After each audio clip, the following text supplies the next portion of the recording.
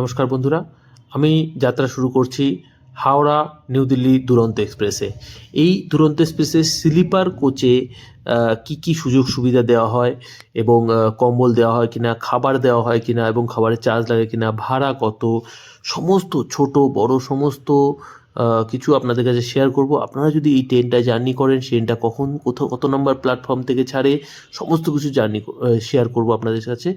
আমি লোকাল ট্রেনে করে হাওড়া স্টেশনে পৌঁছালাম, ট্রেনে উঠলাম, কী কী খাবার দিল আমাকে, এবং আপনারা এই ট্রেনটা কতটা সেফ, সবথেকে বড় কথা যে আপনারা নর্মাল স্লিপার কোচে জার্নি করে দেখেছেন হয়তো যে অনেক ভিড় হয়, অন্য লোক উঠে যায়, waiting passenger, without ticket passenger সব উঠে যায় এবং তারপরে টিটি ফাইন করে, এটা ওটা অনেক ভিড় থাকে, সেফ নয়। কিন্তু সেই হিসেবে এটা কতটা সেফ দেখুন। ট্রেন দিয়ে দিয়েছে হাওড়া নিউ দিল্লি দুরন্ত এক্সপ্রেস 8:45 হাওড়া 9 নম্বর প্ল্যাটফর্মে। এবং এই ট্রেনটা কিন্তু আপনার যদি স্লিপার কোচ হয় তাহলে কিন্তু হাওড়া থেকে অনেকটা পিছনে যেতে হবে, হাঁটতে হাঁটতে হাঁটতে হাঁটতে, কিন্তু কারণ ট্রেন একদম হাওড়ার মুখের দিকে কিন্তু আপনার এসি কোচ থাকে, AC first class, 2 tyre, 3 tyre, pantry এই সবগুলো থাকে এবং একদম কোচের লাস্টের দিকে কিন্তু আপনার মানে ইঞ্জিনের ওইদিকে কিন্তু আপনাকে স্লিপার কোচ থাকে। তো আমি অলরেডি ট্রেনে উঠে গেলাম। এই ট্রেনে এক তো কিছু প্রবলেম আছে, পরিষ্কার পরিচ্ছন্নর একটু প্রবলেম আছে, যেগুলো হচ্ছে জানলাগুলো দেখবেন নর্মাল ট্রেনের মতনই, মানে এক যে দুরন্ত এত ভাড়া নিচ্ছে বেশি, সেই হিসেবে কিন্তু এই ট্রেনটি খুব ওই না, খুব একটা ভালো না। আমি পরিষ্কার পরিচ্ছন্ন দিক থেকে বলবো নর্মাল ট্রেনের থেকে।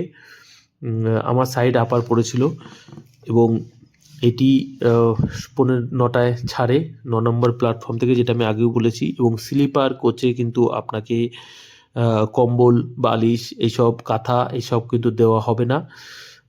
যদিও এটা নর্থ ইন্ডিয়ার অনেক ট্রেনে দেওয়া হয়, দুরন্ততে দেওয়া হয়, স্লিপার কোচেও দেওয়া হয়, যেরকম এসি কোচে দেওয়া হয় সেরকম স্লিপার কোচেও দেওয়া হয়, কিন্তু এখনও পর্যন্ত নর্থে সেটা শুরু হয়নি, সাউথে শুরু হয়েছে। তো যাই হোক, আমি এখানে ট্রেন ছেড়ে দিয়েছি, আমি যাচ্ছি। এই দেখুন লোকাল ট্রেনগুলো আমার সামনে দিয়ে পাস হচ্ছে। এবার এই ট্রেনে আসি ভাড়া বলতে গেলে নর্মাল ট্রেনের, যেটা হাওড়া নিউ দিল্লি বা শিয়ালদা নিউ দিল্লি নর্মাল যদি কোনো ট্রেন দেখেন আপনি, তাহলে এদের ভাড়া হয়তো আপনার 600 থেকে 700 টাকার মধ্যে পড়ে এবং এই দুরন্ত স্লিপারে কিন্তু আপনার 1000 থেকে 1100 টাকার মতন ভাড়া পড়বে।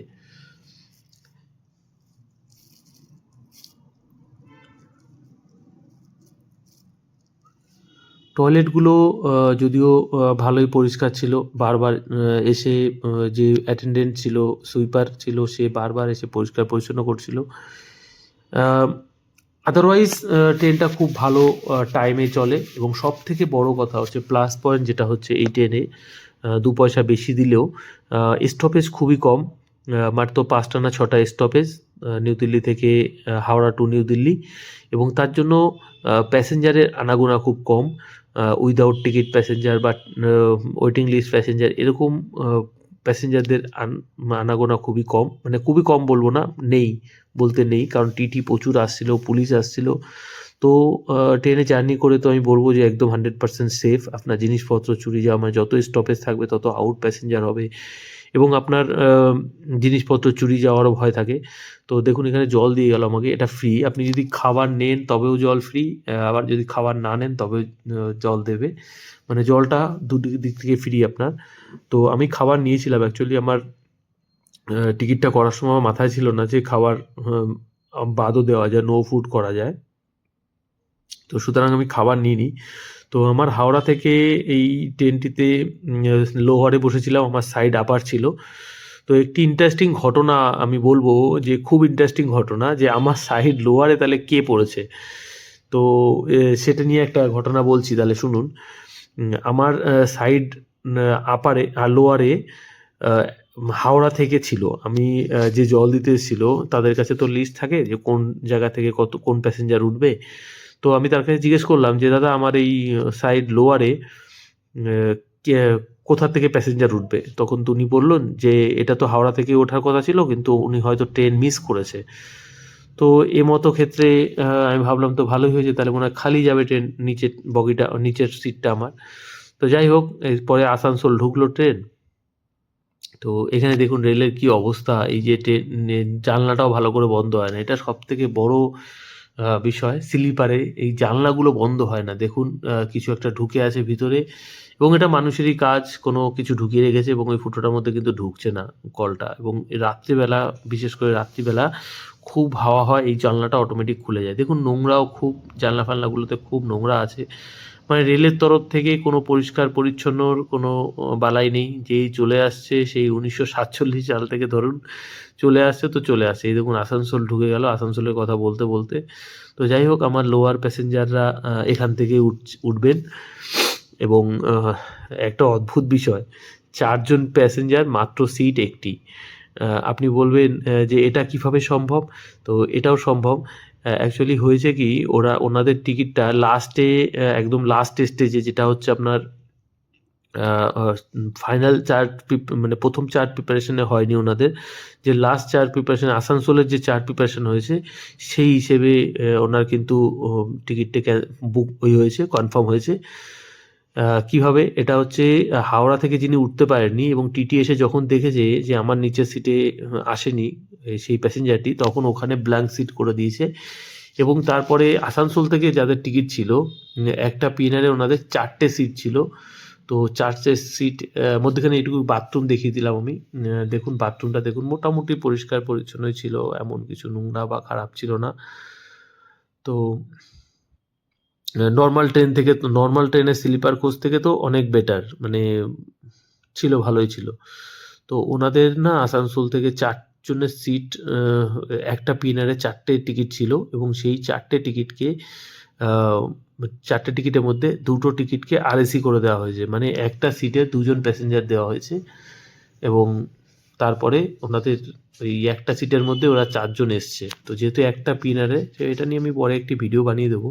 তো দেখুন আমাকে খাবার দিয়ে গেছে, এখানে জঘন্য খাবার, আমি তো খাবার খেতেই পারিনি, আমি খালি রুটিটা খেয়েছি, একটু আচার খেয়েছি, আর বাড়ি থেকে নিয়ে এসেছিলাম আমি। আচ্ছা, দইটাও ভালো ছিল। মাংসের কোয়ালিটি হচ্ছে এটাই। চিকেন যেটা দিয়েছে সেটার কোয়ালিটি তো জঘন্য, আপনারা যারা ট্রেনে খাবার খেয়েছেন তারা জানেন নিশ্চয়ই। দেখুন এখানে ব্র্যান্ডেড দইয়ের কথা বলা হয়েছে, কিন্তু এখানে ঠাকরের না কি একটা বাজে কোয়ালিটির দই দিয়েছে। তো খাবার তো খুবই জঘন্য কোয়ালিটির খাবার হয় ট্রেনের, সেটা তো আপনারা ভালো করে জানেন। আমি বলবো অ্যাভয়েড করবেন প্লিজ এই খাবারটা, এদের প্রতিটা খাবারই অ্যাভয়েড করা উচিত। তো এরকম লাঞ্চ, এ দেখুন পরিষ্কার করছে, এরকম লাঞ্চ, ব্রেকফাস্ট সব কিছুই ভালো ছিল, খারাপ ছিল না। এবং ট্রেনে এরকম সাফাইওয়ালা এসে বারবার পরিষ্কার করে যাচ্ছিল। তো বেশ ভালো ছিল। এটা হচ্ছে ইভিনিং স্ন্যাক্স, একটা সিঙ্গাড়া দিয়েছে, চা দিয়েছে, ব্যাস এটাই, আর কিছু না। চা দেবে, এই প্যাকেটটার মধ্যে চা, চিনি, চা পাতা সব আছে। এরকম একটা সিঙ্গাড়া দিয়েছে, খুব বাজে খেতে, যেটা আমি খাইওনি। ট্রেনের খাবার তো খুবই বাজে, আমি বলবো তার থেকে নিয়ে যাওয়াই ভালো। তো যাই হোক, আমি সফর করতে করতে নিউ দিল্লি স্টেশনে পৌঁছে গেলাম। এই দেখুন নিউ দিল্লি স্টেশন, আপনারা যদি কোনোদিন আসেন তাহলে দেখবেন নিউ দিল্লি স্টেশনটা কত সুন্দর বানিয়েছে, কত সুন্দর, সত্যিই খুব সুন্দর স্টেশন বানিয়েছে নিউ দিল্লি স্টেশনটা। আর যদিও এটা রিসেন্টলি লাস্ট 7-8 বছরে প্রচুর কাজ হয়েছে নিউ দিল্লি স্টেশনে, প্রচুর উন্নত করা হয়েছে, প্রচুর সুন্দর করা হয়েছে, নিউ দিল্লি স্টেশনটাকে সাজানো হয়েছে। তো আপনারা যখন নিউ দিল্লি স্টেশনে আসবেন, আপনারা এরকম ফটো তুলে কমেন্ট করবেন আমাকে। তাহলে আজকের জন্য বাই বাই, ভালো থাকবেন সবাই।